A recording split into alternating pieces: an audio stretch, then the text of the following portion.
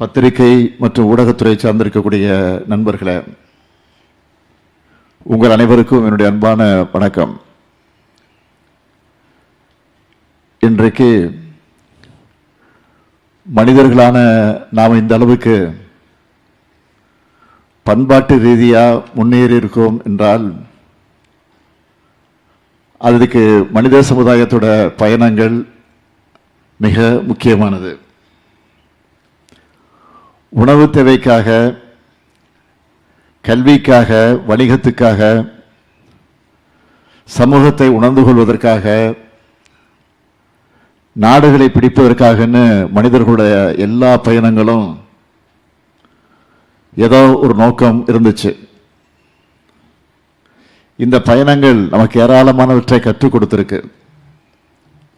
சுருக்கமாக சொல்லணும்னா, பயணங்கள் என்பது புத்தகம் இல்லாத வகுப்பறை.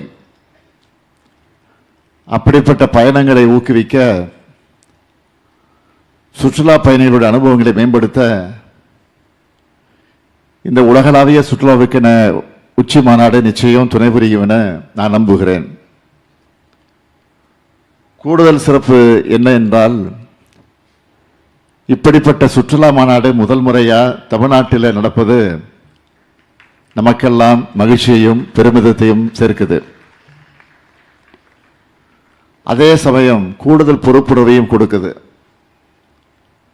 இந்த மாநாட்டை மிக சிறப்பாக ஏற்பாடு செய்திருக்கக்கூடிய இந்த துறையினுடைய அமைச்சர் ராஜேந்திரன் அவர்களுக்கும் துறையினுடைய அதிகாரிகளுக்கு என்னுடைய பாராட்டுக்களையும் வாழ்த்துக்களையும் நான் தெரிவித்துக் கொள்ள விரும்புகிறேன். அமைச்சர் ராஜேந்திரன் அவர்கள் பொறுப்பேற்ற பிறகு சுற்றுலாத்துறையை அனைவரையும் திரும்பி பார்க்க வைத்திருக்கிறார். அவருக்கு தோளோடு தோள் நின்று துணை நின்றிருக்கக்கூடிய தொழில்துறை அமைச்சர் தம்பி டிஆர்வி ராஜா அவர்களுக்கும் தொழில்துறை அதிகாரிகளுக்கு என்னுடைய பாராட்டுக்களையும் வாழ்த்துக்களையும் நான் தெரிவித்துக் கொள்ள விரும்புகிறேன். சிறப்பு விருந்தினராக கலந்து கொண்டு தமிழ்நாட்டின் சிறப்பை பற்றி இங்கே சிறப்பாக பேசிய திரு ரவிச்சந்திரன் நசீன் அவர்களுக்கும் நான் என்னுடைய நன்றியை தெரிவித்துக் கொள்கிறேன். தமிழின் அருமை குறித்தும் எங்களோட நாகரிகத்தின் தொன்மை குறித்தும் உலக அளவில் இருந்து வந்திருக்கக்கூடிய தொழில் முனைவோர் எல்லோருக்கும் தெரியும். தலைநகர் சென்னையில் மெரினா கடற்கரை தொடங்கி மாமல்லபுரம், வேடந்தாங்கல், ஊட்டி, கொடைக்கானல், தஞ்சை பெரிய கோயில், கங்கை கொண்ட சோழபுரம், செஞ்சிக்கோட்டைன்னு குமரி வள்ளுவ முனையில் வானவிருந்து நிற்கக்கூடிய ஐயன் வள்ளுவர் சிலை வரைக்கும் தமிழ்நாட்டில் ஏராளமான சுற்றுலா தலங்கள் இருக்கு. இயற்கை எழில், வைக்கக்கூடிய கட்டடக்கலை, தலைநிமிர வைக்கக்கூடிய கோபுரங்கள், வரலாற்று பெருமிதத்தை எடுத்துச் சொல்லக்கூடிய இடங்கள் தமிழ்நாட்டில் எக்ஸ்ப்ளோர் பண்ணவும் எக்ஸ்பீரியன்ஸ் பண்ணவும் நிறைய இடங்கள் இருக்கு. பொதுவாக நம்ம வெளிநாடுகளுக்கு பயணம் செய்யும்போது பெரும்பாலான நாடுகளில் தன்னுடைய பாரம்பரிய கலைகள்னு சில கலை நிகழ்ச்சிகளை நடத்தி காட்டுவாங்க. அதுவே தமிழ்நாட்டை எடுத்துக்கிட்டால் கரகாட்டம், காவடி ஆட்டம், ஒயிலாட்டம், மயிலாட்டம், தெருக்கூத்து, தப்பாட்டம், பரதநாட்டியம், ஏராளமான கலைகள் இருக்கு. அதே போல நம்முடைய பண்பாட்டு அடையாளமான ஏறுதழுவுதல் உள்ளிட்ட விளையாட்டுகளும் சுற்றுலா பயணிகளோட கவனத்தை ஈர்த்திருக்கு. இந்த கலைகளையும் கலைஞர்களையும் நம்மோட பண்பாட்டையும் உலகளவுக்கு கொண்டு சேர்க்கக்கூடிய வலிமை சுற்றுலாத்துறைக்குத்தான் இருக்கு. தமிழ்நாட்டில் சுற்றுலாத்துறையை மேம்படுத்தணும் என நம்ம திராவிட மாடல் அரசில் ஏராளமான முன்னெடுப்புகளை நாம் எடுத்திருக்கிறோம், செஞ்சுக்கிட்டு இருக்கிறோம். சுற்றுலாத்துறையில் செய்யப்பட்டிருக்கக்கூடிய சாதனைகளில் முக்கியமானவற்றை சொல்லணும்னா, கீழடி அருங்காட்சியகம், பொருணை அருங்காட்சியகம், கலைஞர் நூற்றாண்டு ஏறுதழுவது அரங்கம் போன்ற முத்திரை திட்டங்கள் மட்டுமில்லாமல் கன்னியாகுமரியில் உள்ள ஐயன் திருவள்ளுவர் சிலைக்கு கண்ணாடி பாலம் அமைச்சிருக்கிறோம். 3D லேசர் தொழில்நுட்பத்தோட ஒளியூட்டி இருக்கிறோம். குற்றாலத்தில் அடிப்படை சுற்றுலா வசதிகளை 11 கோடியில் மேம்படுத்துகிறோம். 14 கோடி ஒதுக்கி பிச்சாவரம் படகு இல்லம் மேம்படுத்தி கொண்டிருக்கிறோம். முக்கிய சுற்றுலாத்தலங்களில் புதிய காட்சி முனைகள் அமைக்கவும் தற்போதைய காட்சி முனைகளை மேம்படுத்துகிறோம். ஏற்காட்டினுடைய உள்கட்டமைப்பு மற்றும் பிற சுற்றுலா வசதிகளை மேம்படுத்துகிறோம். இப்படி ஏராளமான திட்டங்களையும் முன்னெடுப்புகளையும் என்னால் சொல்லிக்கிட்டே போக முடியும்.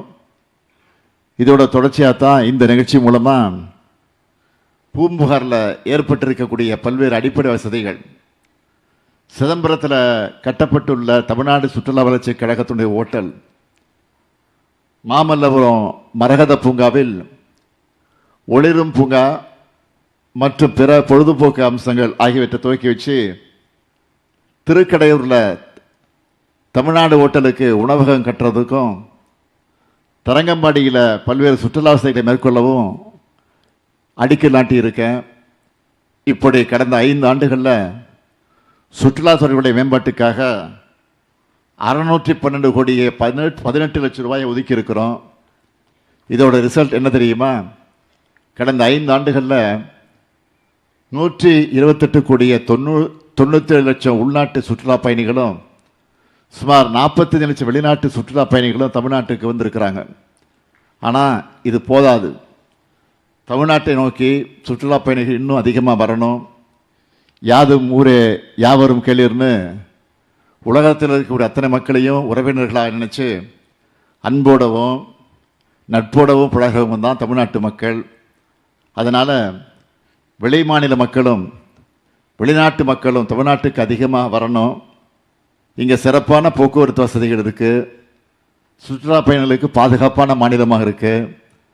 சாகச சுற்றுலா, பொழுதுபோக்கு சுற்றுலா, கேரவன் சுற்றுலா, கிராமிய மற்றும் மலைத்தோட்டப்பயிர் சுற்றுலா, கடலோர சுற்றுலா, பண்பாட்டு சுற்றுலா, மருத்துவம் மற்றும் உடல்நலம் பேணும் சுற்றுலா, ஆன்மீக சுற்றுலா, சுற்றுச்சூழல் சுற்றுலா, பாரம்பரிய சுற்றுலா, திரைப்பட சுற்றுலா, கூட்டங்கள், ஊக்கத்தொகைகள், மாநாடுகள் மற்றும் கண்காட்சிகள் சுற்றுலான்னு 12 முன்னுரிமை சுற்றுலா பிரிவுகளுடைய வளர்ச்சியை மேம்படுத்த தமிழ்நாடு சுற்றுலா கொள்கை 2003 வெளியிட்டிருக்கிறோம். அனைத்து தகுதியான சுற்றுலா திட்டங்களுக்கும் சிங்கிள் விண்டோ அனுமதியோடு கூடிய நெறிப்படுத்தப்பட்ட ஒப்புதல் செயல்முறை மேற்கொள்ளப்படும். அது மட்டுமல்ல, சுற்றுலாத்துறையில் தனியார் முதலீட்டை ஊக்குவிப்பதற்கு சுற்றுலாவை சார்ந்த 13 தகுதியான திட்டங்களை தேர்ந்தெடுத்திருக்கிறோம்.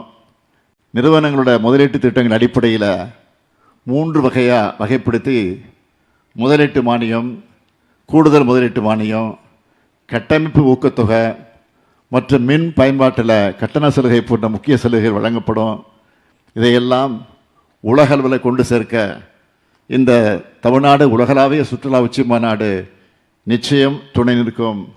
சுற்றுலா வணிகத்தில் அதிகமான தனியார் முதலீடுகளை ஈர்க்கிறது. இந்தியாவோட சிறந்த சுற்றுலா முதலீட்டு தலமாக தமிழ்நாட்டை தலைநிமிர்த்துறது.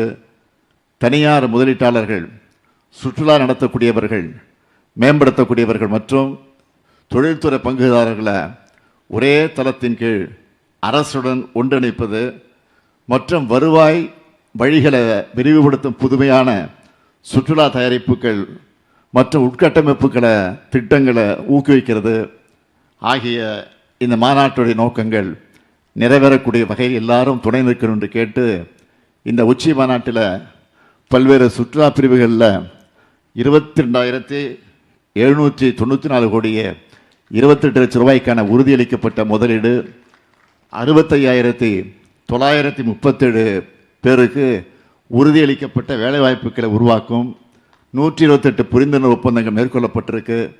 தமிழ்நாட்டின் மீதும் நமது திராவிட மாடல் அரசின் மீதும் நம்பிக்கை வச்சு முதலீடு செய்ய வந்திருக்கக்கூடிய அத்தனை முதலீட்டாளர்களுக்கும் நான் நன்றியை தெரிவிச்சுக்கிறேன்.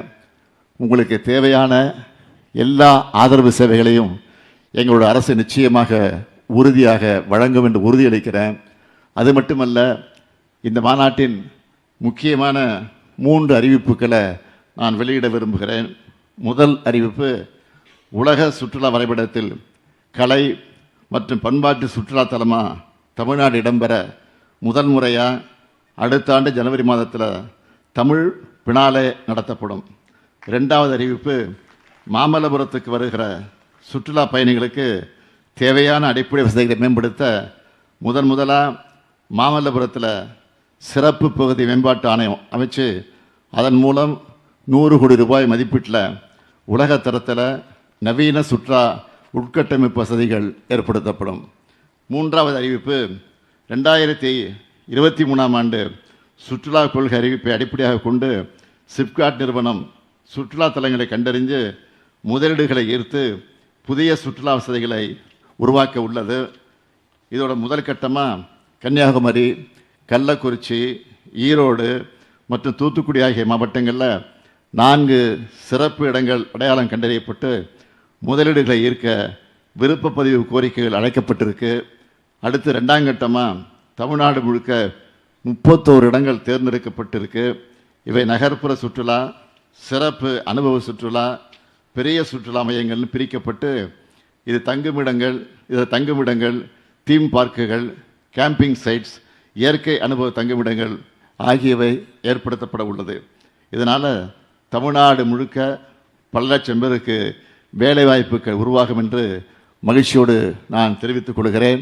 இந்த மாநாட்டு மூலமாக உலக மக்களுக்கு நான் வைக்கக்கூடிய வேண்டுகோள் என்னவென்றால், தமிழ்நாட்டை உங்களுடைய ஃபேவரட் டெஸ்டினேஷனாக புக்மார்க் பண்ணிக்கோங்க. இங்கே இயற்கை, வரலாறு, பண்பாடு, உணவு ஆகியவற்றோடு உங்களை வரவேற்க, அன்பால் அரவணைக்க தமிழ் மக்கள் நாங்கள் இருக்கிறோம். நான் உறுதியாக சொல்கிறேன், தமிழ்நாட்டுக்கு சுற்றுலா பயணிகளாக வர்ற நீங்கள் உங்கள் நாடுகளுக்கு திரும்பும்போது மறக்க முடியாத நினைவுகளோட மட்டுமல்ல, அன்பு மிகுந்த சொந்தங்களையும் உங்கள் நெஞ்சில் சுமந்துக்கிட்டு போவீங்க. அதோட தமிழ்நாடு எங்களுடைய செகண்ட் ஹோம்னு நீங்கள் உங்கள் நண்பர்கிட்ட போய் பகிர்ந்துப்பீங்க. எனவே உலக மக்கள் அனைவரும் தமிழ்நாட்டுக்கு வாங்கன்னு அன்போடு அழைத்து விடைபெறுகிறேன். நன்றி, வணக்கம்.